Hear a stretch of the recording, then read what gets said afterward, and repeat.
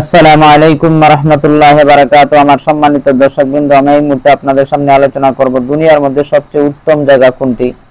আসুন সহিহ হাদিসের আলোকে আমরা জেনে নেই।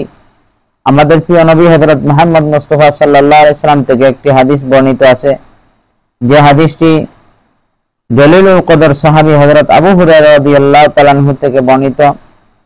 وعن أبي هريرة رضي الله تعالى عنه قال قال رسول الله صلى الله عليه وسلم أحب البلاد إلى الله مساجدها وأبغض البلاد إلى الله أسواقها।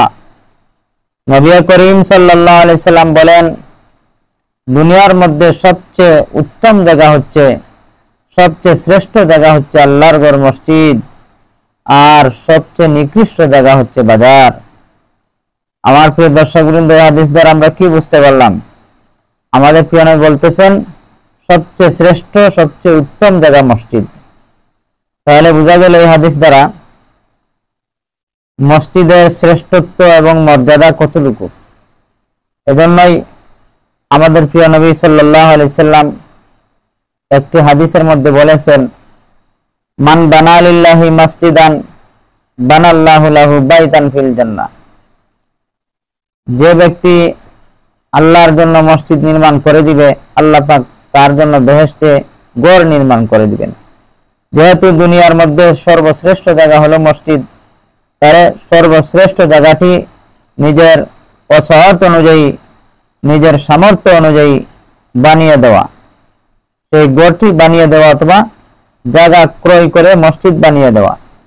আমার প্রিয় দর্শকবৃন্দ, তাহলে আমাদের প্রিয় নবী সাল্লাল্লাহু আলাইহি সাল্লামের উভয় হাদিস দ্বারা আমরা এতটুকুই বুঝতে পারলাম যে আল্লাহর ঘর মসজিদের কত মর্তবা এবং কত মর্যাদা। যে সমস্ত লোকেরা আল্লাহর ঘর মসজিদে ইবাদত করতে আসে, তারা আল্লাহ পাকের শ্রেষ্ঠ জায়গায় আসে, তারা দুনিয়ার মধ্যে সবচেয়ে উত্তম জায়গায় আসে।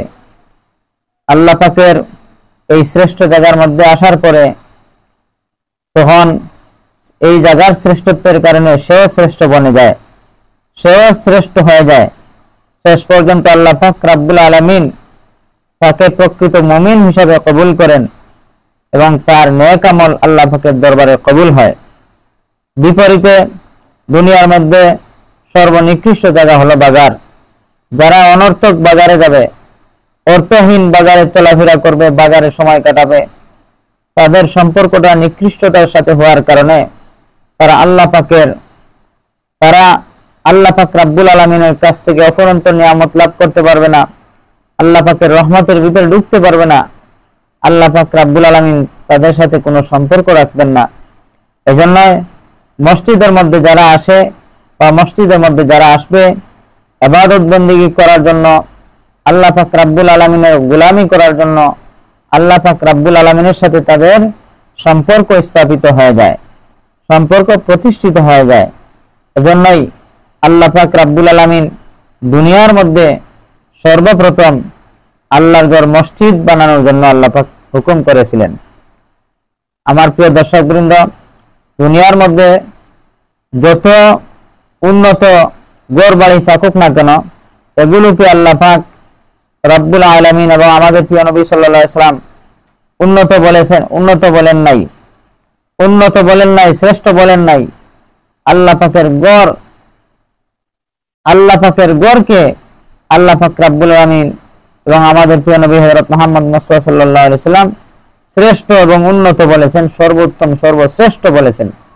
তাই আসুন আমরা মুমিন হিসাবে, মুসলমান হিসাবে আমরা শ্রেষ্ঠ ঘরের মধ্যে এসে শ্রেষ্ঠ বনে যাই, উত্তম ঘরের মধ্যে আসে উত্তম বনে যাই, আল্লাহ পাকের শ্রেষ্ঠত্ব হাসিল করি, আল্লাহ পাকের নিকট মকবুল বান্দা হিসাবে আমরা বনার চেষ্টা করি।